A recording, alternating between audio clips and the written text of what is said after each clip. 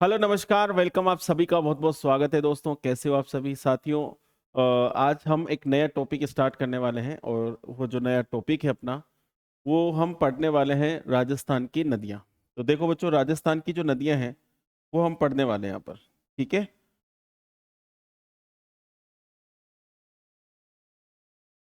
राजस्थान की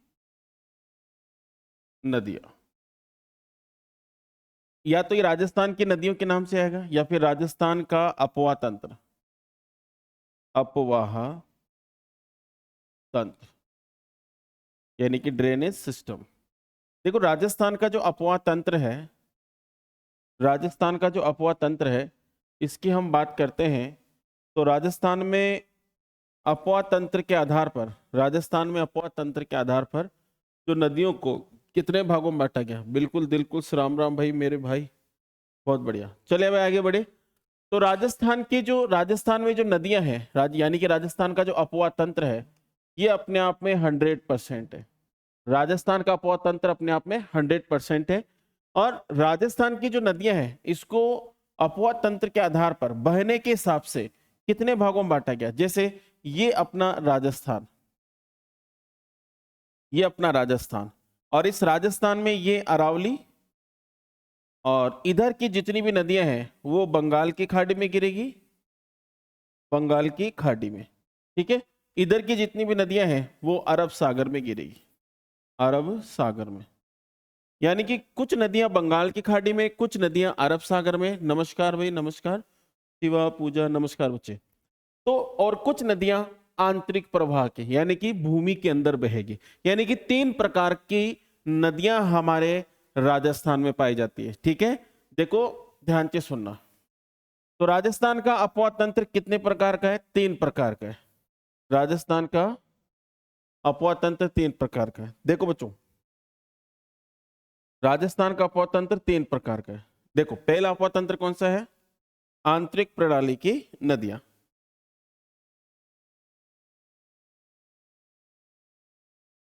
आंतरिक प्रणाली की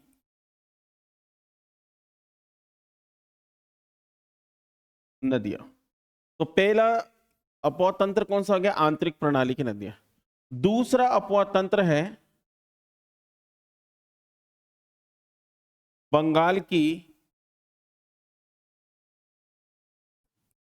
खाड़ी की नदियां। तो दूसरा अपवाह तंत्र कौन सा हो गया? बंगाल की खाड़ी की नदियां। तीसरा अपवाह तंत्र हो गया अरब सागर की नदियां। तो तीसरा अपवाह तंत्र कौन सा हो गया? अरब सागर की नदियां। अरब सागर की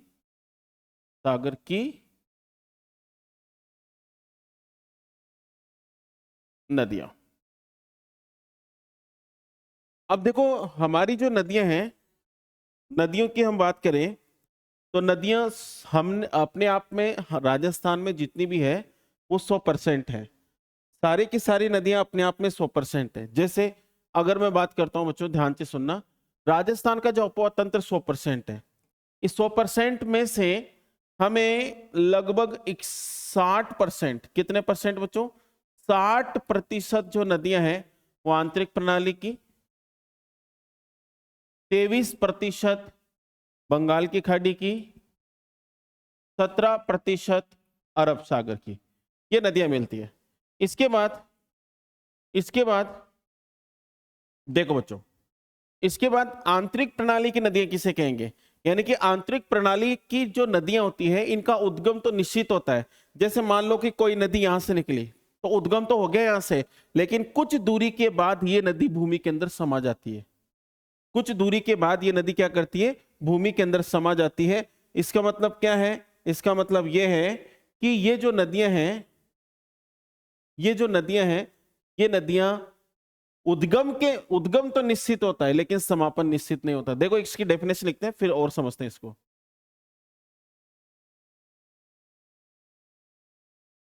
वे नदियां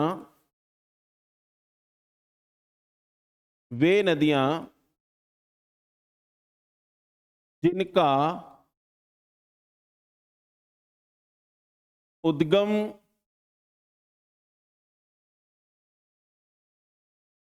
निश्चित हो और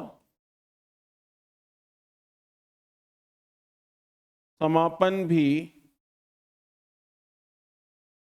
समापन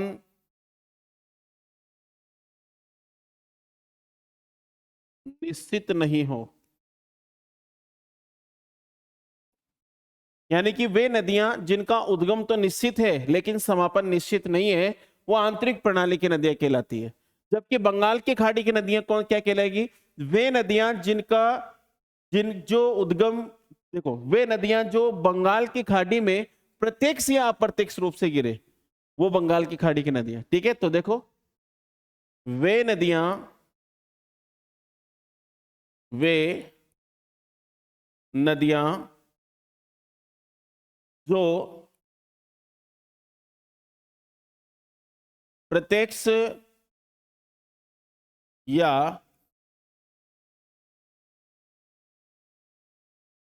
अप्रत्यक्ष रूप से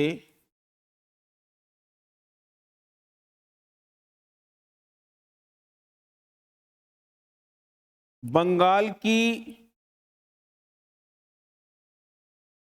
खाड़ी में गिरे, वे नदियां जो प्रत्यक्ष या अप्रत्यक्ष रूप से बंगाल की खाड़ी में गिरे, जैसे कोई नदी, जैसे बनास नदी, वो चंबल में गिर जाती है और चंबल उसका पानी यमुना में, यमुना गंगा में, गंगा बंगाल की खाड़ी में। तो कहीं ना कहीं ये जो नदियां हैं या तो डायरेक्ट गिर जाएगी या फिर इनडायरेक्ट रूप से गिर जाएगी। समझ में आ रहा है? सेम हमारी अरब सागर की नदियां, वे नदियां वे नदियां जो प्रत्यक्ष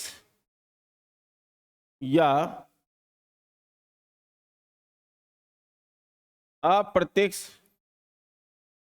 रूप से, वे नदियां जो प्रत्यक्ष या अप्रत्यक्ष रूप से अरब सागर में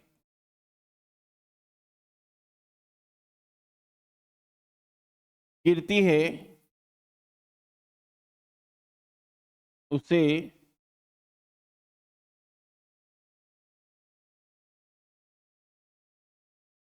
अरब सागर की नदियां कहते हैं। अब देखो, यहां पर आप आंतरिक प्रणाली की नदियों में हम एग्जाम्पल लिखेंगे। जैसे पहला एग्जाम्पल हम लिखेंगे, यहां पर हम पढ़ेंगे घग्गर नदी। घग्गर नदी का उद्गम होता है कहां पर? हिमाचल प्रदेश से, राजस्थान में हनुमानगढ़ से प्रवेश करती है और हनुमानगढ़ में टिब्बी नामक, सॉरी, हनुमानगढ़ में बटनेर नामक स्थान से भूमि में समा जाती है और फिर इसके अंत का कोई पता नहीं होता। इसलिए ये जो नदियां है आंतरिक प्रणाली की नदियां कहलाती है। ठीक है, इसमें घग्गर नदी हो गया, और भी बहुत सारी, जैसे इसके अंदर मुख्य नदियों में आपकी बनास हो जाएगी, जैसे चंबल हो जाएगी, जैसे बाण गंगा हो जाएगी, जैसे इधर मुख्य नदियों में लूणी हो जाएगी, जैसे साबरमती हो जाएगी, जैसे पश्चिमी बनास हो जाएगी। तो ये सब नदियां जो है इधर अरब सागर की नदियां होंगी। ठीक है, तो एक बार आप इसको उतार लो बच्चों, एक बार आप इसको उतार लीजिएगा, एक बार इसको उतार लीजिएगा।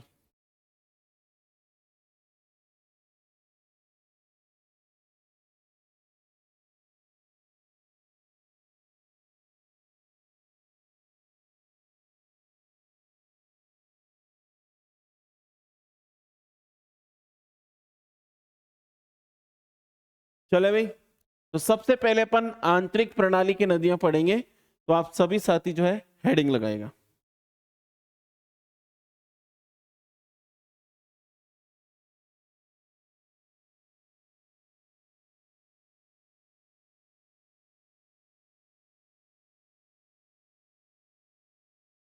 आंतरिक प्रणाली की नदियां कितने परसेंट होती है? 60%। आंतरिक प्रणाली की नदियां हम पढ़ने वाले हैं। चले आगे बढ़े। बस पहली नदी हम पढ़ने जा रहे हैं, तो भाई ध्यान से सुनना, बहुत शानदार तरीके से पढ़ाने वाला हूं, बिल्कुल आपका ध्यान सामने होना चाहिए। तो पहली नदी कौन सी पढ़ेंगे बेटा? घग्गर नदी।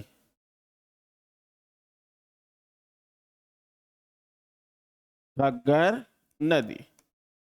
अब आप बिल्कुल सामने देखिएगा, ठीक है?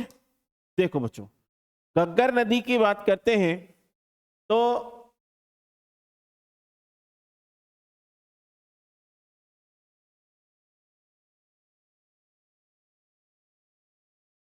यहां पर ये है अपना हनुमानगढ़, और ये है गंगानगर। अब बच्चों ध्यान से सुनना, यहां पर जो घग्गर नदी है, ये घग्गर नदी यहां से आती है। ये एक पहाड़ी है, और इस पहाड़ी का नाम क्या है?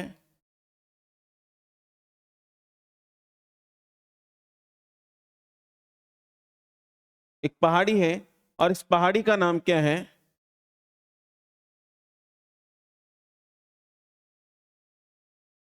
कालका माता की पहाड़ी, या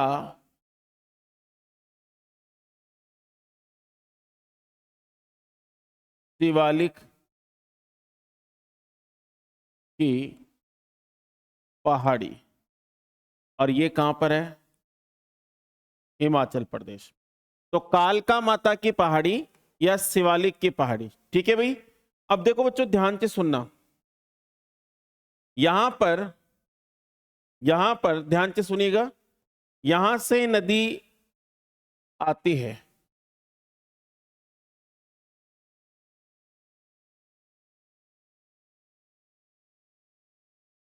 यहां से नदी आती है, और नदी बहती बहती यहां पर आ जाती है। ये नदी आ रही है, और नदी बहती बहती यहां पर आ गई। इसके बाद नदी यहां पर आ जाती है, इसके बाद नदी यहां पर आ जाती है, यहां पर आ गई।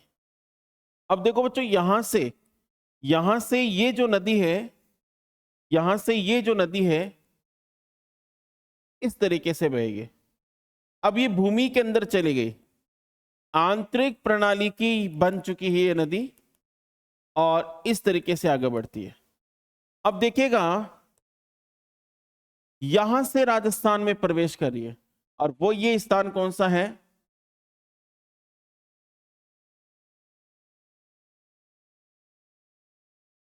टिब्बी गांव।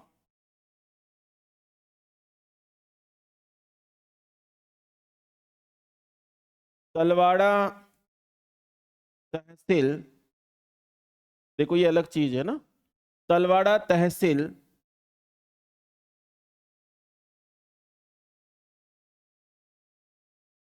हनुमानगढ़।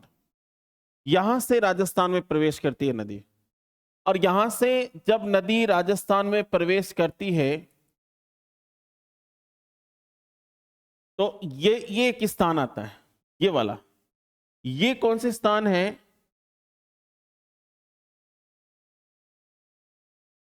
बटनेर, और ये है बटनेर जंक्शन। इसके बाद नदी भूमि के अंदर समा जाती है, भूमि के अंदर चली जाती है, इसलिए इसको यहां पर एक नाम दिया जाता है, मृत नदी या फिर नट नदी। तो घग्गर नदी को मृत नदी या नट नदी के नाम से भी जाना जाता है बच्चों। अब ये जो नदी है, यानी कि जो घग्गर नदी है, घग्गर नदी, घग्गर नदी बेसिन की बात कर रहा हूं मैं। तो घग्गर नदी बेसिन को, घग्गर नदी बेसिन को घग्गर नदी बेसिन को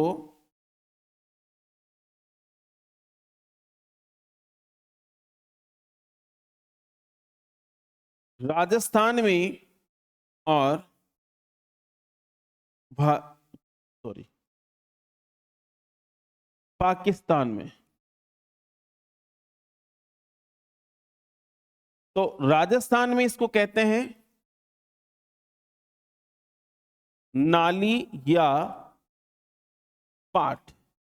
नाली एक भेड़ की नस्ल है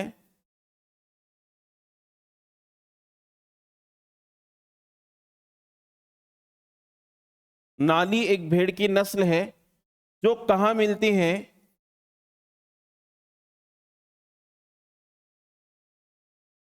हनुमानगढ़ में। पाकिस्तान में इसको हकरा कहते हैं। पाकिस्तान में क्या कहेंगे? हकरा कहेंगे।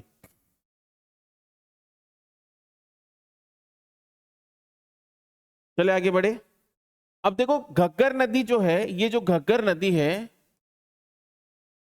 इसकी अगर आपको लंबाई पूछे 465 किलोमीटर बताना है भाई। और इस तरीके से राजस्थान की सबसे लंबी नदी कहलाती है आंतरिक प्रणाली की। तो ये इसमें एक लाइन लिख सकते हैं,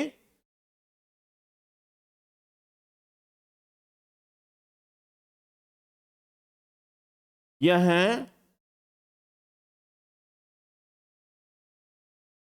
राजस्थान की सबसे बड़ी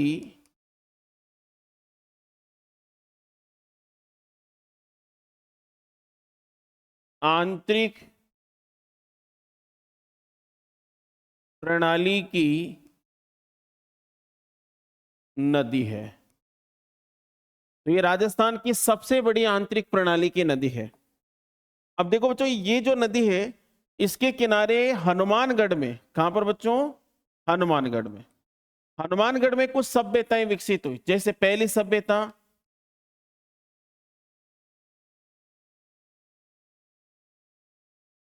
कालीबंगा सभ्यता। दूसरी सभ्यता रंगमहल सभ्यता। तीसरी सभ्यता पीलीबंगा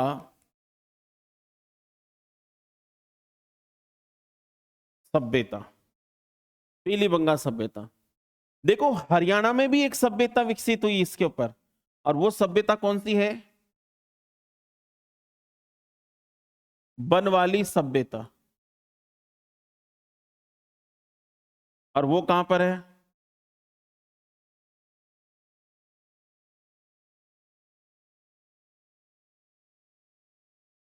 हरियाणा। वो कहां पर है? हरियाणा। यहां पर एक माता का मंदिर भी है बेटा। माता का मंदिर कौन सा है यहां पर? भद्र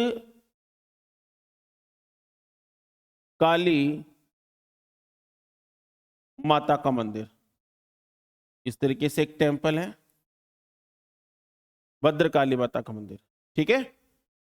अब देखो बच्चों, ये जो नदी है इस नदी को कहा जाता है, देखो जब इसमें पानी की आवक ज्यादा हो जाती है, इधर से पानी जब ज्यादा आता है तो ये पानी फोर्ट अब्बास पाकिस्तान तक पहुंच जाता है। कहां तक पहुंच जाएगा? फोर्ट अब्बास पाकिस्तान तक। फोर्ट अब्बास पाकिस्तान तक पहुंच जाता है। फोर्ट अब्बास पाकिस्तान तक पहुंच जाता है। ठीक है। इसके बाद ये जो नदी है इस नदी को क्या कहते हैं? ध्यान से सुनना बच्चों। ये जो नदी है इसको कहते हैं राजस्थान का शौक। तो राजस्थान का शौक किसे कहेंगे? घग्गर नदी को। तो इस तरीके से ये नदी जो है आपको ध्यान रखनी है और अपन इसको अब उतारेंगे। एक बार आप उतारेंगे इसको, फिर आगे बढ़ते हैं अपन।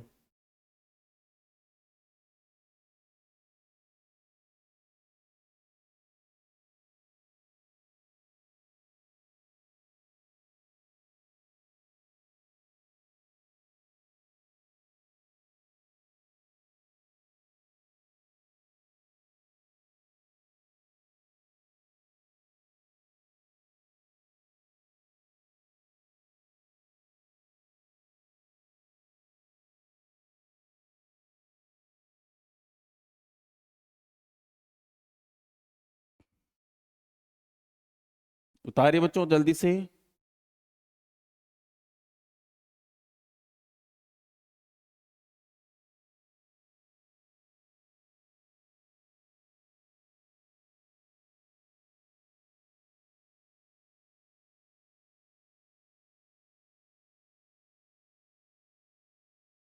चलो भाई, अब लिख लेते हैं इसको एक बार, है ना। एक बार इसको अच्छे से लिख लेते हैं। चलो भाई,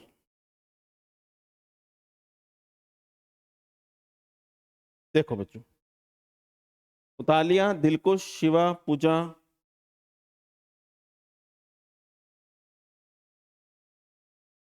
देखो बच्चों, अब लिख लेते हैं इसको। तो आप मेरे साथ साथ हेडिंग लगाओ।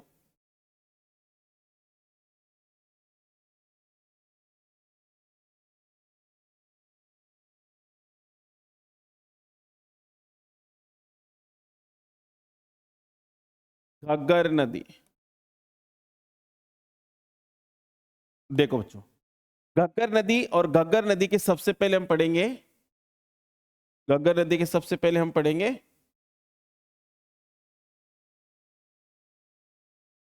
उपनाम। और उपनाम में देखो बच्चों, पहला नाम हम पढ़ेंगे, पहला नाम हम पढ़ेंगे, बिल्कुल भाई, इस नदी को कहते हैं वैदिक नदी। इसी नदी को कहते हैं सरस्वती नदी। इसी नदी को क्या कहते हैं? सरस्वती नदी। इसी नदी को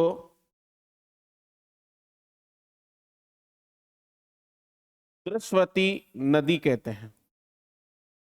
इसी नदी को दृश्यवती नदी कहते हैं बच्चों, ठीक है।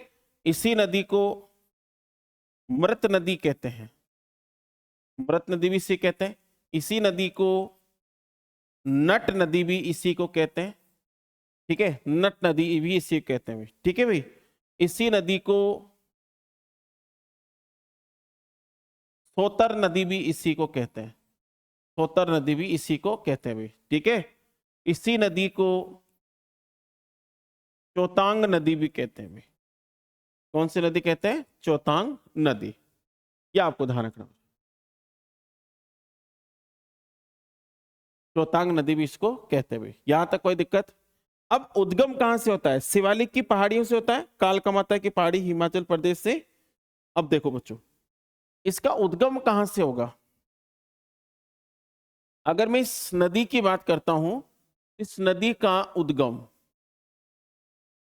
उद्गम की हम बात करते हैं, तो देखो बच्चों,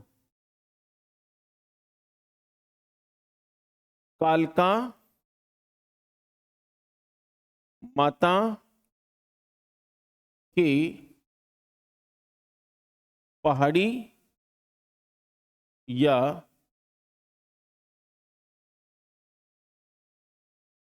शिवालिक की पहाड़ी,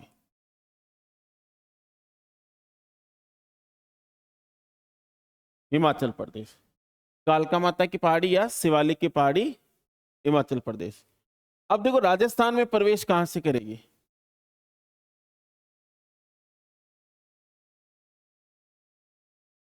राजस्थान में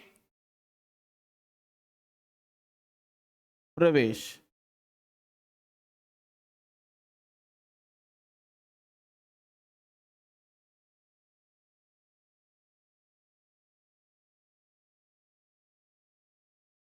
टिब्बी गांव।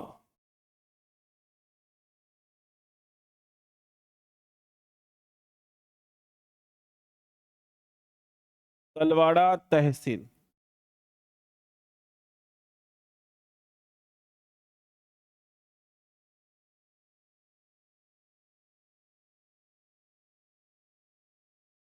हनुमानगढ़। ठीक है, तो टिब्बी गांव, तलवाड़ा तहसील, हनुमानगढ़ से प्रवेश करते हुए। नमस्ते भाई, नमस्ते। लिखिएगा जल्दी से।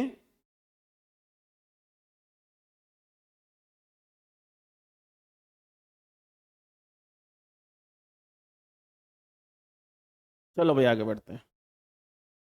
इसके बाद इसका विस्तार।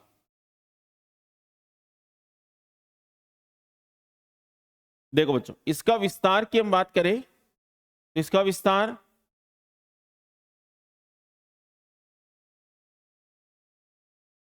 हनुमानगढ़। अब ये हनुमानगढ़ मुख्य है भाई, और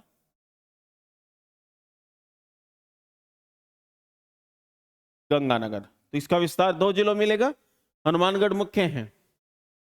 फिर इसके बाद आगे बढ़े। हाँ, आगे बढ़ते हैं बच्चों। नोट बनाकर यहां लिखता हूं एक लाइन।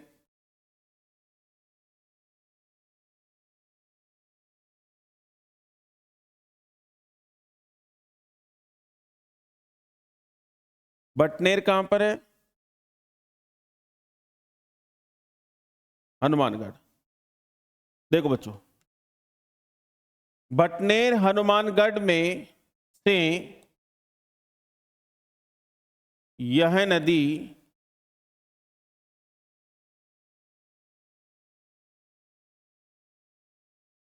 भूमि में समा जाती है।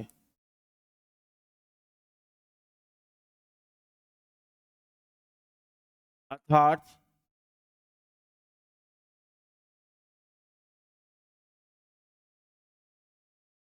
आंतरिक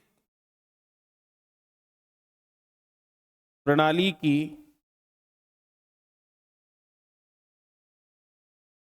बन जाती है। अर्थात आंतरिक प्रणाली की बन जाती है। ठीक है भाई।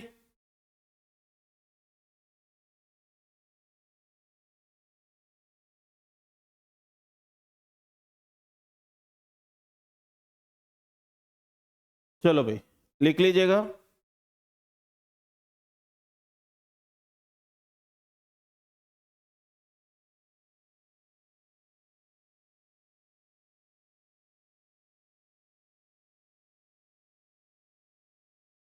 चलो भाई, अब देखो बच्चों आगे।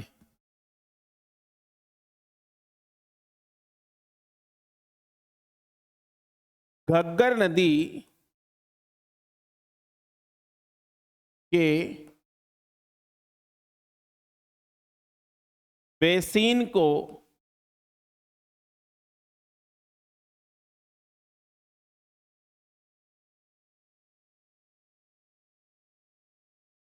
राजस्थान में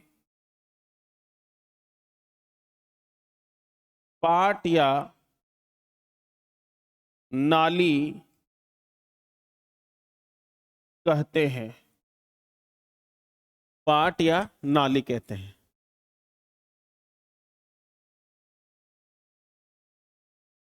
नाली एक भेड़ की नस्ल है। ठीक है, और ये कहां मिलेगी?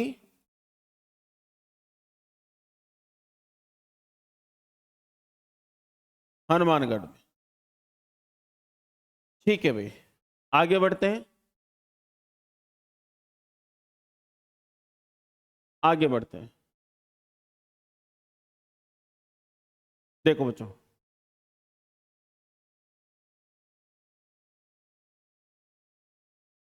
घग्गर नदी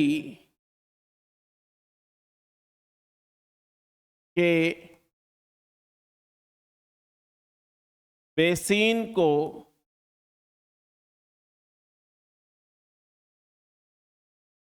पाकिस्तान में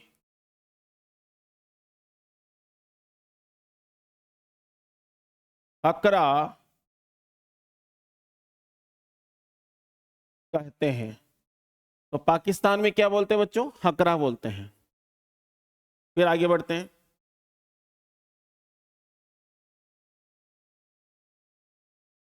राजस्थान में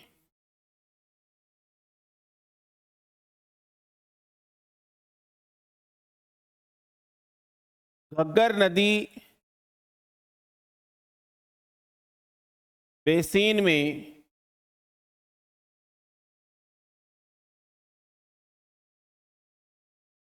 सर्वाधिक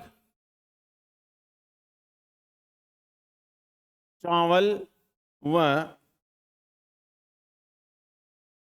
गेहूं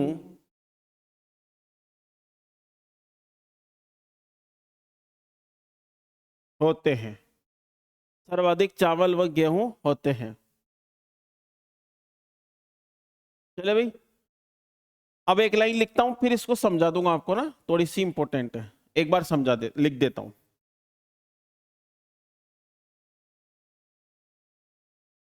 इंदिरा गांधी नहर और घग्गर नदी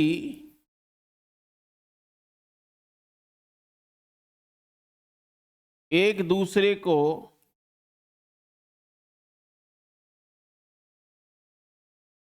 हनुमानगढ़ में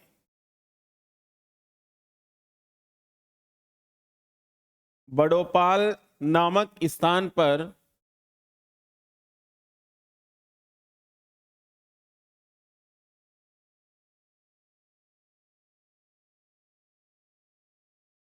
काटती है। बड़ोपाल नामक स्थान पर काटती है भाई। एक स्थान है बड़ोपाल, वहां पर एक दूसरे को ये काटती है भाई। कोई दिक्कत यहां पर?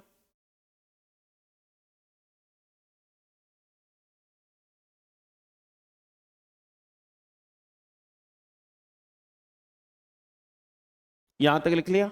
अब आगे बढ़ते हैं।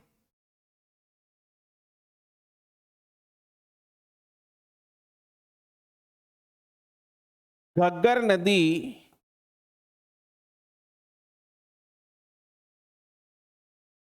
बेसिन को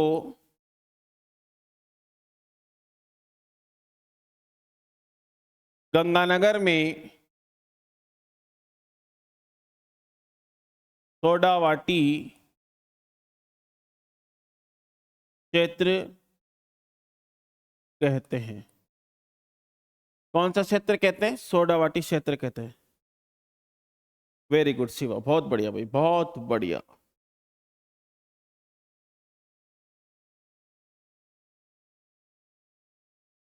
कोई दिक्कत यहां तक?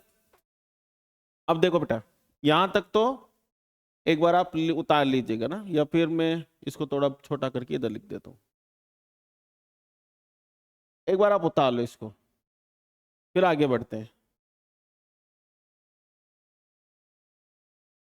चलो देखो, मैंने एक आपको पढ़ाया था, अनुप्रस्थ बालू का स्तूप। पढ़ाया था कि नहीं पढ़ाया था? पढ़ाया था ना? देखो,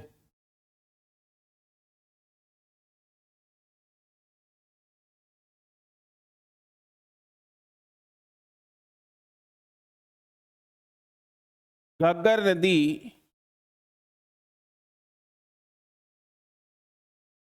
बेसिन में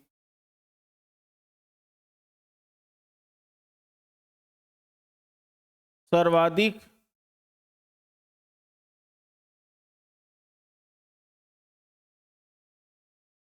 अनुप्रस्थ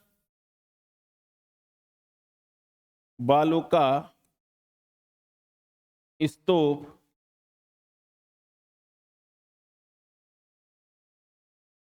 पाए जाते हैं। अनुप्रस्थ बालू का स्तूप पाया जाता है। कौन से बालू का स्तूप पाए जा रहे हैं? अनुप्रस्थ बालू का स्तूप। फिर आगे, घग्गर बेसिन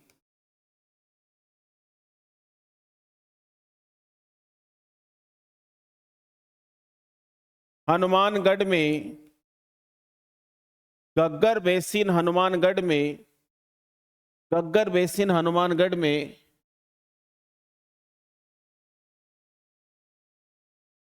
सिंधु घाटी सभ्यता के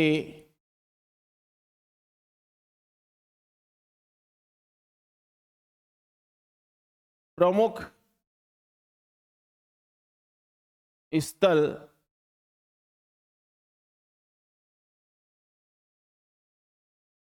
पाए जाते हैं। प्रमुख स्थल पाए जाते हैं, देखो बेटा कौन कौन से स्थल पाए जाते हैं। पहला,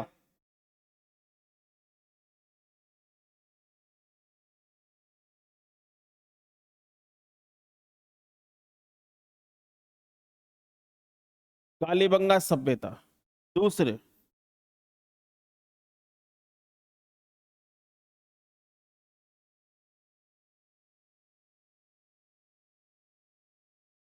पीलीबंगा सभ्यता। तीसरी,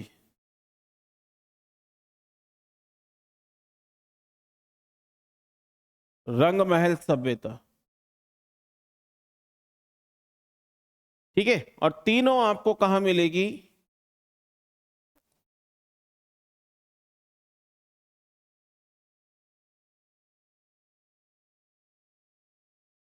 हनुमानगढ़ में। तीनों कहां मिलेगी बच्चों? हनुमानगढ़।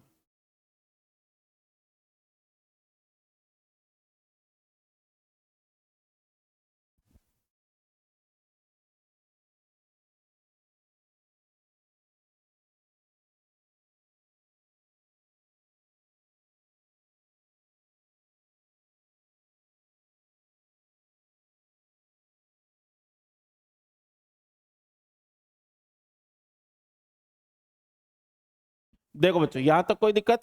अब आगे बढ़ते हैं।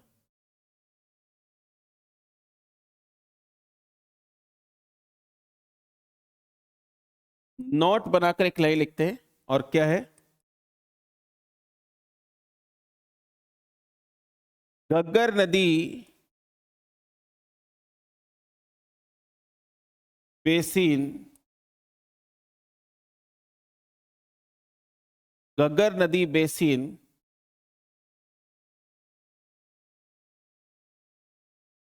हरियाणा में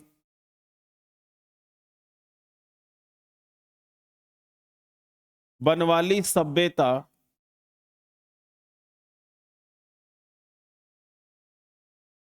पाई जाती है।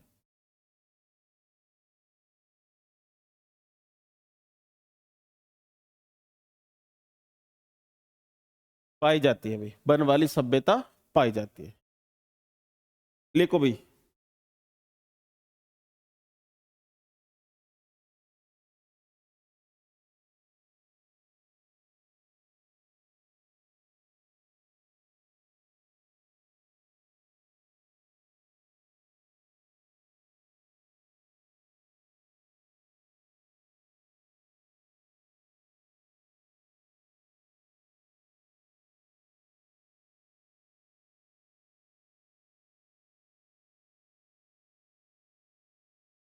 ठीक है भाई, यहां तक कोई दिक्कत? उतार लो एक बार।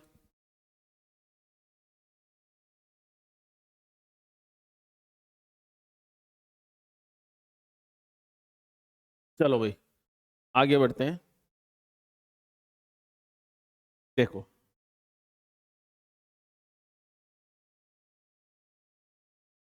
घग्गर नदी,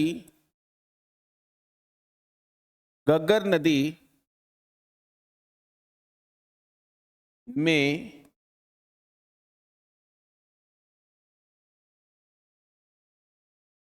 जब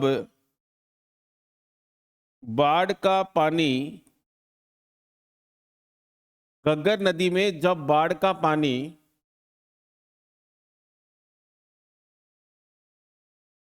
आता है तो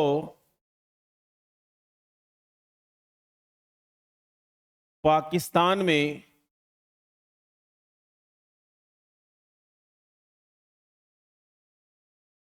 अब्बास तक, फोर्ट अब्बास तक पानी पहुंचता है।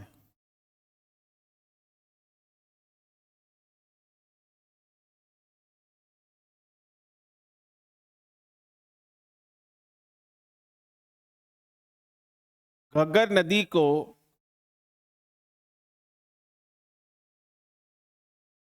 राजस्थान का शोक कहते हैं। तो घग्गर नदी को राजस्थान का शोक कहते हैं। फिर घग्गर नदी में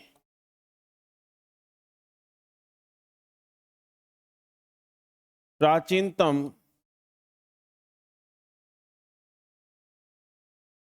सरस्वती नदी के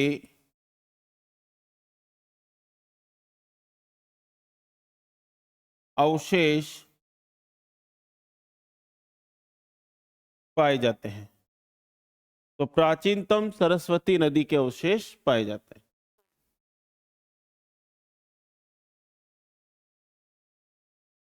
ये आपको ध्यान रखना, लिख लीजिएगा इसको। लिखो भाई, लिखो लिखो लिखो लिखो।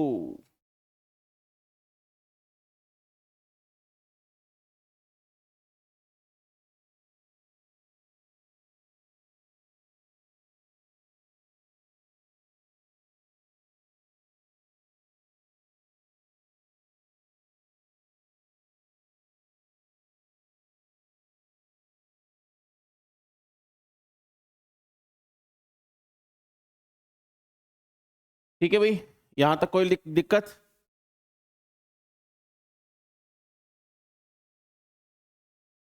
अब चलते अपन आगे, एक लाइन और लिखते हैं।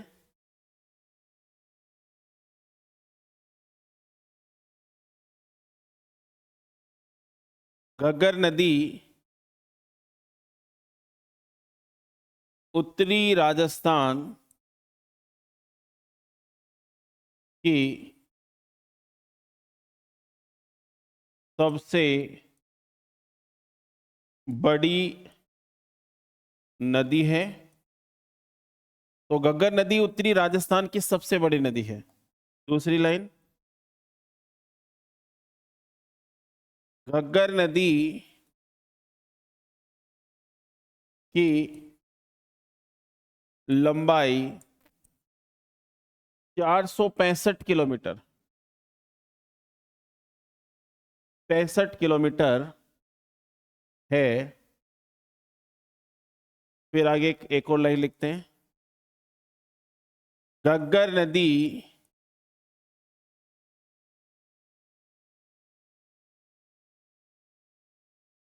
आंतरिक प्रणाली की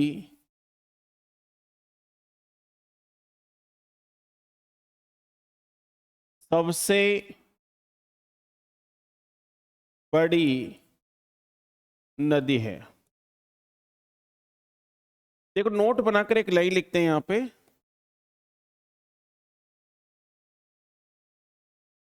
पूर्ण रूप से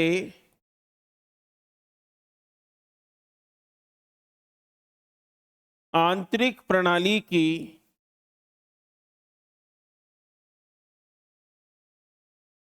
सबसे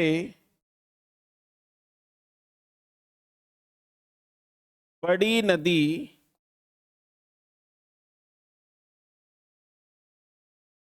कातली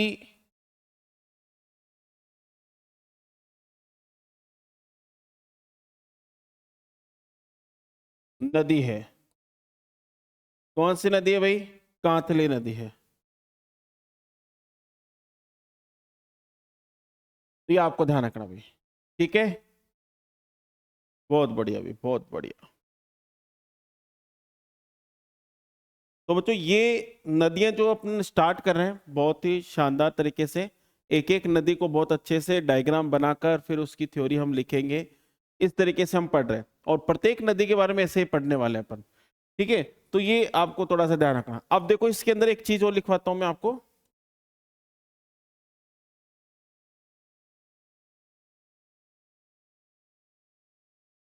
घग्गर बेसिन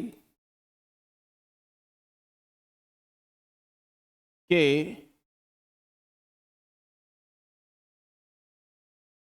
भूगर्भ में काली काटी मृदा पाई जाती है। अभी जो काली काटी मृदा है, ये काली काटी मृदा पाई जाती है। इस काली काटी मृदा की हम बात करते हैं तो इससे इसका यूज जो किया जाता है वो ईंट बनाने के लिए किया जाता है, ईंट बनाने के लिए। इसलिए इस मिट्टी को एक संज्ञा दी गई है। क्या संज्ञा दी गई है? ब्रिक अर्थ की संज्ञा दी गई है। किसकी संज्ञा? ब्रिक अर्थ की संज्ञा इसको दी गई है भाई। ठीक है भाई, ये आपको ध्यान रखना बच्चों। लिखो एक बार।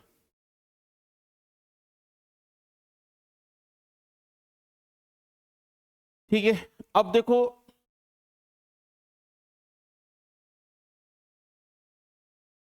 अपन ने आज राजस्थान की नदियां पढ़ी है, और राजस्थान की जो नदियां हैं ये बड़ा इंपॉर्टेंट चैप्टर है आपके लिए, क्योंकि आपके सिलेबस के अंदर भौतिक प्रदेश और नदियों वाला चैप्टर ही सबसे बड़ा चैप्टर है। तो बेटो यहां पर देखो, नदियों को यानी कि अपवाह तंत्र के आधार पर बहने के हिसाब से ड्रेनेज सिस्टम के बेसिस पर हम नदियों को 3 भागों में बांटते हैं। कितने भागों में बांटते हैं? 3 भागों में बांटते हैं। यानी कि नदियां 3 प्रकार की पाई जाती है। एक आंतरिक प्रणाली की नदी, इसको आंतरिक बोलते हैं, और इसको अंतः प्रणाली की नदियां भी बोलते हैं। अंतः प्रणाली की नदी भी इसको कहते हैं। तो आंतरिक प्रणाली की नदियां जो हमारे राजस्थान में 60%। अब राजस्थान में 60% क्यों पाई जाती है नदियां?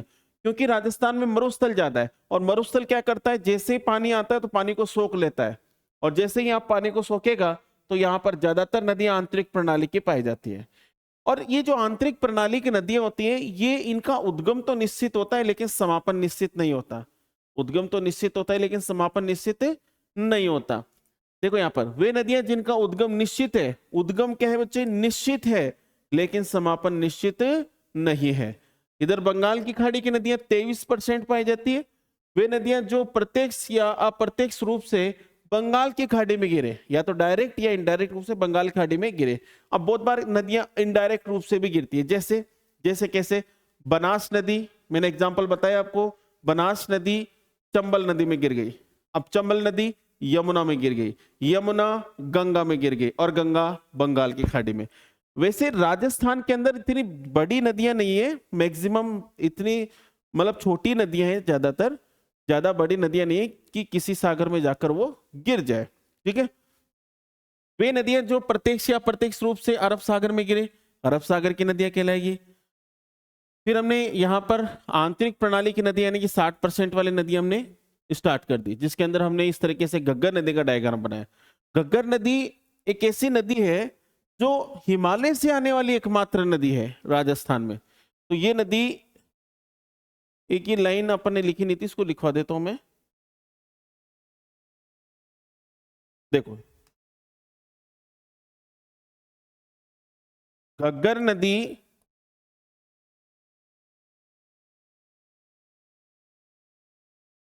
हिमालय से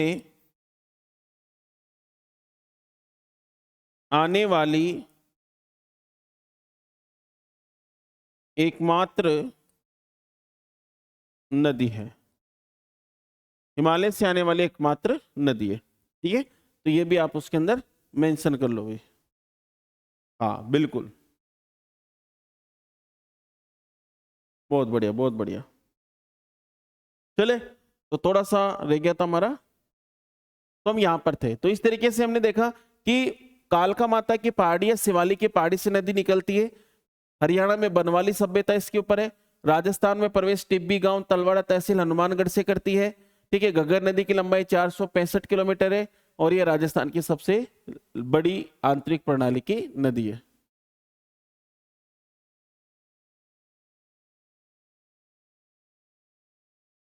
अंतः लिख दिया मैंने ना, अंतः प्रणाली की नदी है। और घग्गर बेसिन को राजस्थान में नाली या पाट कहते हैं, और भेड़ की नस्ल आपको पता ही है, पाकिस्तान में हकरा कहते हैं, राजस्थान का शोक भी कहते हैं, क्योंकि जब बाढ़ का पानी आता है तो इस जगह पर पानी भर जाता है, बाढ़ आ जाता है। अब देखो ध्यान से सुनना, एक बार क्वेश्चन क्या पूछा गया कि यदि शिवालिक की पहाड़ी या कालका माता की पहाड़ी हिमाचल प्रदेश में मूसलाधार वर्षा होती है तो राजस्थान का कौन सा स्थान प्रभावित होगा? बटनेर जंक्शन, क्योंकि यहाँ पानी भर जाता है, पूरे बाढ़ की समस्या, जन और धन की हानि होती है यहाँ पर। ठीक है, ये आपको ध्यान रखना। फिर अपन ने इसकी, देखो इसकी उपनाम बहुत इंपॉर्टेंट है बच्चे, वैदिक नदी इसको बोलते हैं, वैदिक नदी इसको बोलते हैं। देखो वैदिक नदी, सरस्वती नदी, दृश्यवती नदी, मृत नदी, नट नदी, सोतर नदी और चौतंग नदी, तो ये इसके उपनाम है। उद्गम कालका माता की पहाड़ी शिवालिक हिमालय से निकलती है, शिवालिक की पहाड़ी से हिमाचल प्रदेश से राजस्थान में प्रवेश यहां से करती है। और देखो इसका जो विस्तार है ना, मुख्य रूप से हनुमानगढ़ में, क्योंकि हनुमानगढ़ में बहती है ऊपर तो, ठीक है। और आपको पता है कि बटनेर जंक्शन के बाद ये नदी भूमि में समा जाती है, अर्थात आंतरिक प्रणाली की बन जाती है। घग्गर नदी के बेसिन को राजस्थान में पाट या नाली कहते हैं, नाली एक भेड़ की नस्ल है, ठीक है। ये सब आपको ध्यान रखना, ये मैंने बहुत अच्छे से धीरे धीरे अच्छा अंश पढ़ाया था, अच्छे से याद करना। किसी भी प्रकार की प्रॉब्लम हो तो तुरंत क्लास के अंदर संपर्क करना है बच्चों, ठीक है। अब देखो भाई, अब लास्ट क्लास में बच्चे कह रहे थे कि सर शॉर्ट नोट्स कैसे बनाने, तो देखो शॉर्ट नोट्स कैसे बनाओगे बच्चों, शॉर्ट नोट्स कैसे बनाओगे? जैसे घग्गर नदी है तो आप यहां पर घग्गर नदी लिखो, अब बार बार घग्गर नदी लिखने की जरूरत नहीं है, और आपने इस तरीके से घग्गर नदी को बना लिया। अब यहां पर लिखो बेसिन, बेसिन बराबर विस्तार बराबर उद्गम बराबर, ठीक है, सभ्यता बराबर, ये बराबर वो बराबर वो बराबर वो बराबर। तो जब यहां से चलकर यहां पर आते हैं ना, तो हमारी पूरी घग्गर नदी हो जाती है। तो मैं कहना चाह रहा हूं कि शॉर्ट नोट्स तैयार करना है, क्योंकि आपके लगभग मैं मान के चल रहा हूं कि लगभग 700 से 800 पेज के नोट्स होंगे आपके इसके बीच में, और आप इस 700 से 800 पेज को लगभग 200 पेज में कन्वर्ट कर दो। अगर आपने ये काम कर दिया तो मजा आ जाएगा। मैंने आपको पहले भी बताया है कि आपको एक तो नोट्स पढ़ना है, नोट्स पढ़ना है बच्चों, इसके बाद में आपको एक बुक भी पढ़नी है, बुक्स भी आपको पढ़नी है, एक बुक रीडिंग मारने के लिए। उसके बाद में आपको टेस्ट देने हैं, टेस्ट देने के बाद आपको शॉर्ट नोट्स पढ़ना है। अगर किसी स्टूडेंट ने अगर ये 4 काम कर लिया तो सच बता रहा हूं, फार्मर्स लव का नाम रोशन होने वाला है, पिताजी का, माताजी का, गांव का, गुरुजनों का, सबका नाम रोशन होने वाला है। क्योंकि ये चीजें आपने कर ली तो इसका मतलब है कि आपने बहुत अच्छा से पढ़ाई की है। जैसे मान लो मैं आपको भौतिक प्रदेश पढ़ाया, भौतिक प्रदेश के आपने क्या पढ़ लिए? नोट्स।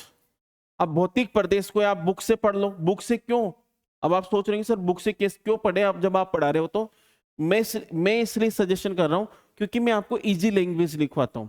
बुक के अंदर थोड़ी टफ लैंग्वेज होती है, तो आप जब कंसेप्ट यहाँ क्लियर हो जाएगा क्लास के अंदर, फिर आप वहां जाकर पढ़ोगे ना तो आपको समझ में आ जाएगा।